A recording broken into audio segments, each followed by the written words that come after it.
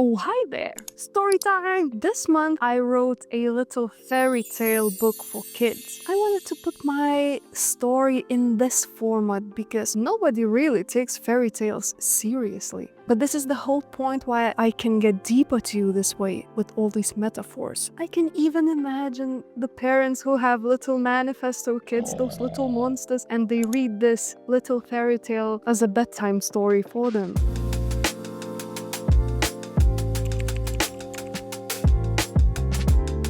And this is not just to empower. We tend to get suppressed really early in the days just to get that hit of love from our parents. So we do what they approve. In the story, Dragon's name is Annette, which is really the name of something that I sometimes channel. You can call it guides, you can call it subconscious, anything you like. But I like this little message because when I first Googled what that name meant, it was favored by God. I don't know how about you, but I really like this. And boy's name is Jonas. I don't know, probably because my husband's name is Jonas. But I really didn't think anything through it. I just came back from my little walk and here I was, just writing down some story. And the names and everything, the story just went through me. I didn't really write it. I don't know, you can call it a little channeling session. What I usually do this with my paintings as well. So now the story behind the story. In September, I had this one-day spiritual retreat,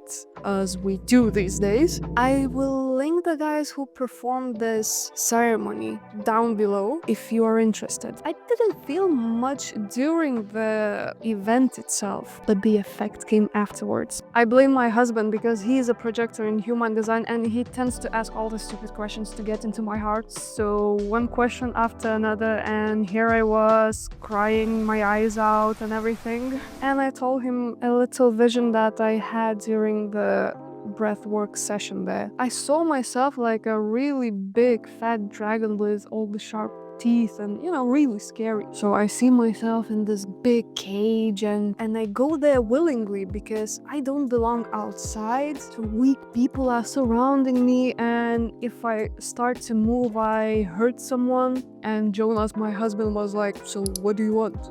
And I'm like, "I want to fly." "Where do you want to fly?" "I don't know, I want to fly."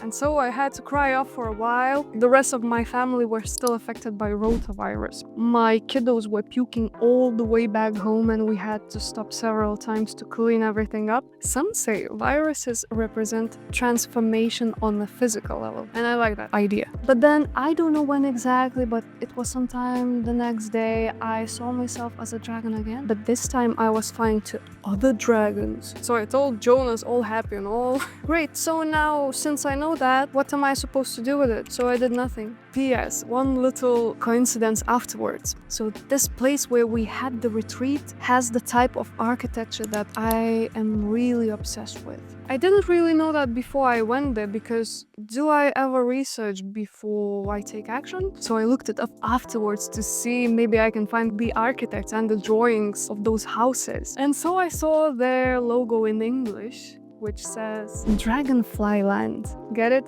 Dragonfly. It just blew my mind. I love these type of coincidences. So months went by. I was being normal and working remotely as an architect still. Since I started this little journey of listening to my feelings, I couldn't really feel anything about this job because after all these years of pursuing this career as an architect, that wasn't it. And in my mind, I had the best working conditions. So it was really easy to attach myself and just, it's a bit more like a relationship that looks really nice in pictures that you post somewhere, but in reality it's like, finally I decided to quit in November. And this title of an architect is really big deal. I spent 7+ years to gain it. It's tough to become an architect in UK, but it wasn't the type of architecture I was turned on by. So I had to move on. Now, after some time reflecting, when I'm really relaxed, I get messages.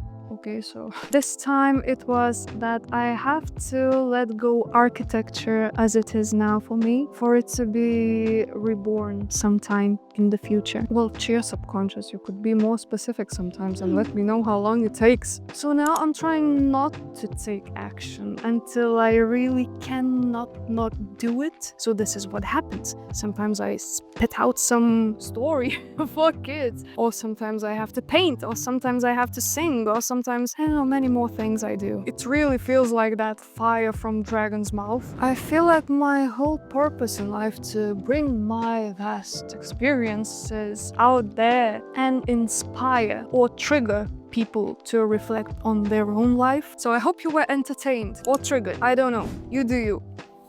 See you next time.